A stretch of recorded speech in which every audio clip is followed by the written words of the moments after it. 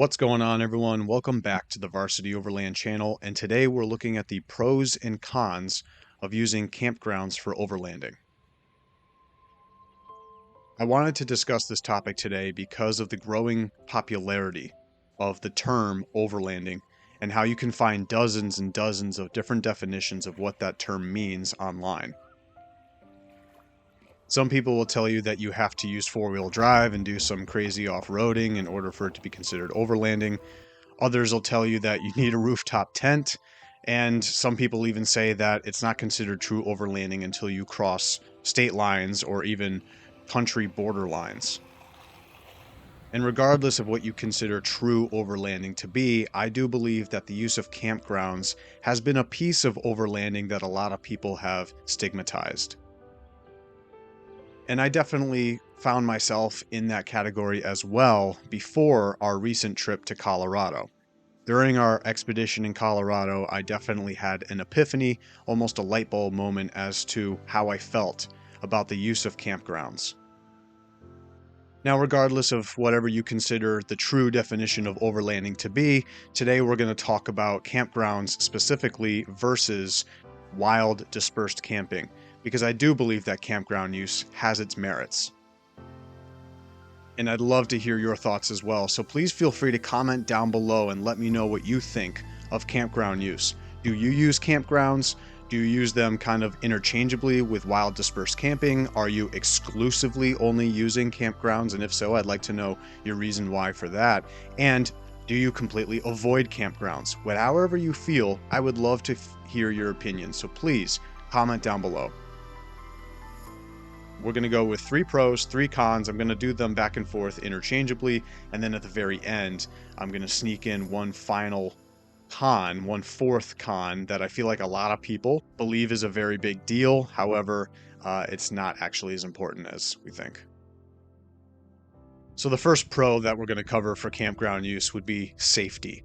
I can't tell you how many times my wife and I have been in a national forest or some sort of BLM land camping for free, and we end up coming across something that, gave us a little bit of a scare or stressed us out a little bit.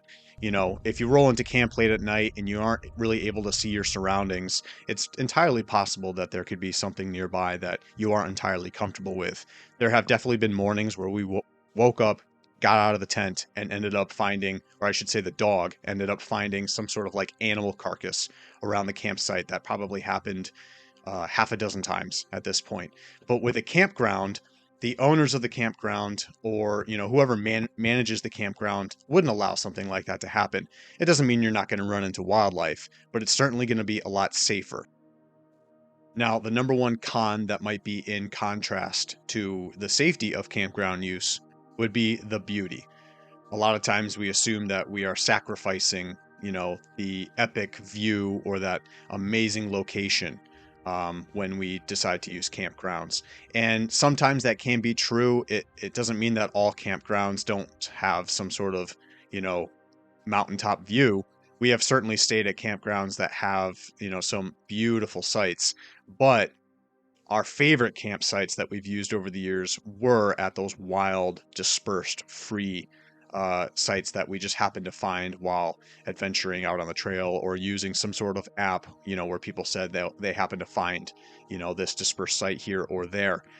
But our favorite campsites, ironically, the most beautiful ones that we've ever used in places like Utah or Oregon or Montana, some of those sites actually were the ones where we ended up feeling unsafe in certain situations. When we were camping in Utah, we had an amazing view of Arches National Park. Now, this was a free dispersed site, and there were hardly anyone around us, but somewhere around midnight, we definitely heard an animal, creeping around the truck below our rooftop tent. And because of that, the dogs were kind of going crazy all night. And at a campsite that we were using, a dispersed site in Montana, we ended up waking up the next morning to find a fox around our truck and also some remains from, an animal carcass that definitely made us feel like, we were a little unsafe because some sort of animal or a pack of animals has to be able to take down the carcass that you find. And I'm pretty sure the one that we found was a very large deer, or it could have been an elk or something like that. So, first pro would be safety for sure. The con that usually pulls away from that would be the beauty. Most people assume that when you compromise on your safety, you have to sacrifice the beautiful view that you would have found at a dispersed site. Now, the second pro that I want to cover regarding campgrounds is the abundance of information that you can get regarding your campsite. If you want, you could even go onto a website to find your campsite. A lot of private campgrounds actually have their own website where you have to go online, you have to reserve your spot that way. And certainly all of the private campgrounds that are inside national forests use that as well. So the ability to get information on things like GPS coordinates, whether or not there is plumbing at the campground, what your site might actually look like. Sometimes there's photos. And if a location is extremely far away from your starting point, it's just nice to know that you have an exact location, you know exactly where you're going. You don't have to stress about whether you're going to be hunting around in the dark for a few hours looking for your dispersed site. You already have your reserved site at your campground. Now, the con that I usually associate with information online, the con would be you have to pay for it.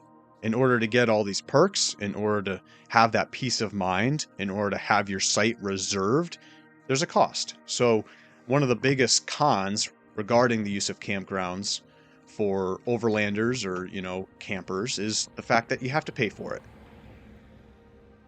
And depending on the campground, depending on the location, depending on whether it's in a national forest or if it's a private campground, the cost could vary. Now, the final pro and con that I want to cover is the people. It is both the pro and the con of using campgrounds. I'll start with the pro perspective of people. When you go to a campground, chances are you're going to be pretty close to another group of people who also happen to find that campground online and reserve it. I think it's become very common nowadays for overlanders to be attempting to get as far away from civilization as possible, to get as far away from other people as possible. But in reality, when you use campgrounds, you are able to interact with people who are very like-minded. I always considered myself someone who was trying to get away from other people whenever I would pull up to a campsite, whether it be a campground or be dispersed site. If I saw other people nearby, I'd immediately get grumpy about it and I'd be like, ugh, there's other people. I want to get away from everybody. I want to just be out in the wilderness on my own and I want it to be quiet and, blah, blah, blah. But in reality, after using a few campgrounds during our trip to Colorado, we were able to interact with other people at those campgrounds and we learned a lot of useful information. We heard a lot of really cool stories and we actually made some friends. And if you're going to a very different location, if you're traveling a very large distance, meeting other people makes the experience that much better. Sometimes just getting to know the people around and the type of culture that exists in that area can add to your experience and sometimes even make the experience. Now, on the con aspect of having people around at your campsite because you're using a campground, it is totally possible that you might have an experience where you get that family that moves in at the next campsite and they've packed, a dozen or more people into their little camper trailer or whatever, and they're loud and they're playing music and they're being obnoxious, and you have a situation where you need to report it to the campground manager, and and then there's a whole situation and it can just get a little hairy, right? So that is a possibility, but for us, speaking from experience, we haven't had that happen. Now, I did say I was going to throw in a fourth con, sort of like a final bonus con about campground use at the end of the video. And there isn't a pro that goes along with it, only because this con is, I think, a shared belief that a lot of people feel to be true. And I could say that I used to be a part of that group as well. The final con would be your reputation as a traveler or your reputation as an overlander. A lot of people consider this to be a con because when you go online and you look at overlanders and you look at all the really big social media accounts, everyone's always off-roading some crazy trail, possibly even sustaining damage to their vehicle in order to get to that epic mountaintop view, that dispersed site at the top of the mountain. And we as overlanders don't want to feel that we're lesser than those people. We don't want to feel like we took the easy way and we just used the campground and we reserved our site and we paid for it. But if you really break it down, if your goal is to simply travel and see the world and make use of your four-wheel drive vehicle when you feel comfortable, there shouldn't really be anything wrong with the use of a campground, and no one should make you feel like you're lesser than for using a campground. In fact, in some parts of the world, free, wild, dispersed camping simply doesn't exist. Either because the wildlife is a little bit too dangerous to allow people to actually camp out there, or people are being really stupid and they're mistreating wild places, leaving trash everywhere, going off trail, and causing problems. And unfortunately, I feel like there are a lot of locations in the United States that are starting to have this problem. So if we limit our use of wild spaces occasionally, and we incorporate the use of campgrounds, we not only are helping preserve the wild, we are also bringing money and revenue into either small businesses or national agencies like national forests, who can take that money and reinvest it into preservation of the wild. All right, folks, those are my pros and cons of campground use. Now, if you are interested in seeing the full video or the full adventure from any of the clips that I shared during this video, feel free to head on over to my YouTube channel. And definitely leave a comment down below on this video and tell me your thoughts. I love to hear your opinions about how you guys treat camping. Are you purely just campground users? Are you purely just wild dispersed camping users? Or do you use them interchangeably? Thank you so much for watching, and I'll see you guys next time. Peace, people.